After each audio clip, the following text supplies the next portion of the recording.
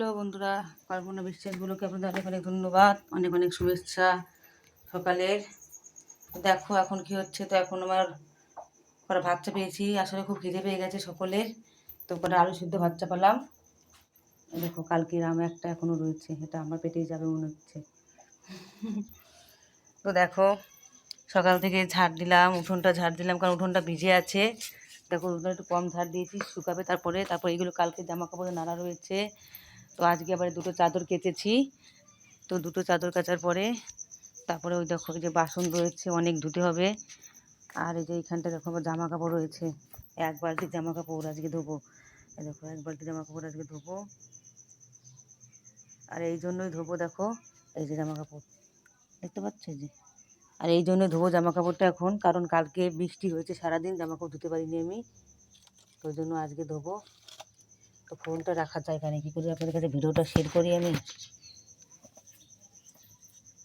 তো দেখো এই যে এতগুলো জামা কাপড় ধোবো, তো গামছাটা একটু আগে জল দিয়ে ধুয়ে দেবো, কারণ গামছাটা আমার স্নান করে মুছতে লাগবে, কারণ যেহেতু এতগুলো জামা কাপড় ভিজিয়েছি তোমাকে একবারে স্নান করে নিতে হবে, তাই না?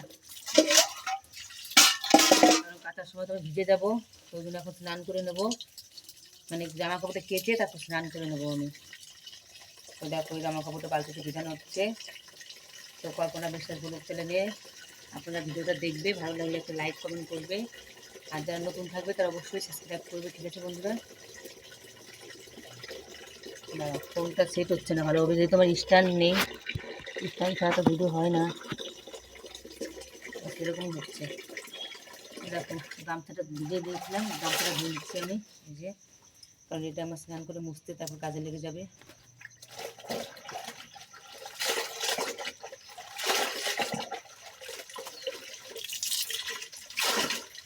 দেখো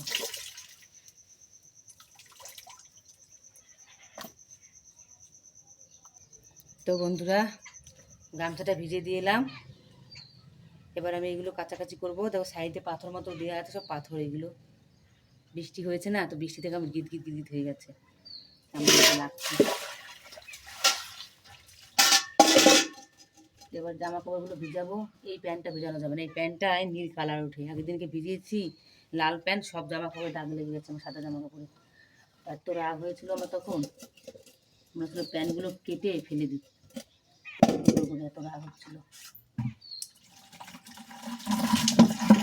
আমি সাপ এটা ব্যবহার করি, তো বড় দোকানে ছিল না বলে ছোটো সাপ আনা হয়েছে।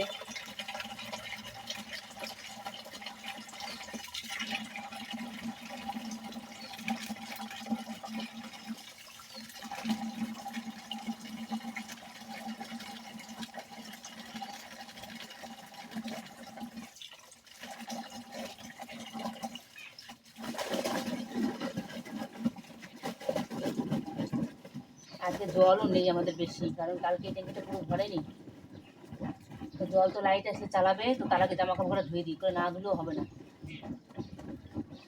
যেহেতু আমাদের এখানে দুটো ট্যাঙ্কি আছে, এই যে আমি একটা ট্যাঙ্কিতে কাজ করছি, আর একটা ট্যাঙ্কি সাইডে যে ওটা পুরো ভরা আছে, একটু সামান্য একটু জল শেষ হয়েছে, এটা মানে অর্ধেক আছে, এটা মানে এইটুকু আছে, বেশি নেই, এইটুকু আছে।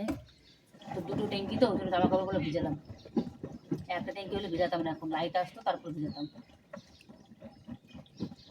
আগে আমাদের একটা ট্যাঙ্কিতে কাজ চলে যেত, এখন যত জল বেশি বাড়ছে তত কাজ চলছে না।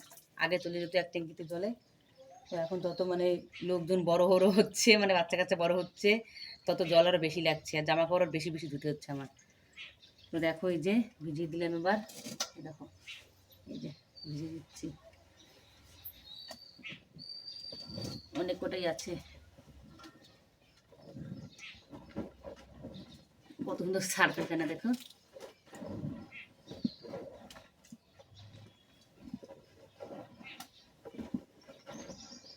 জামা কাপড় রোজই ধোয়া হয় আমার, কিন্তু কালকে ধোয়া হয়নি, কালকেও ধুয়েছি কটা, প্রতিদিনকে জামা কাপড় ধোয়া হয়নি, কারণ বৃষ্টি হচ্ছিলো, মেন কথা জল ছিল না আমাদের বাড়িতে। তো কালকে জল এসছে, তারপরে কটা ধুয়েছি, 4-5টা জামা কাপড় এসে ধুয়ে দাও। দেখো এই প্যান্টটা আমি একটা কাজ করি, এখান থেকে এক মগ জল উঠিয়ে নিয়ে এই বালতিটার ভিতরে দিয়ে দিই, তাহলে হয়ে যাবে। আলাদা করে দিচ্ছি কারণ রঙ উঠবে।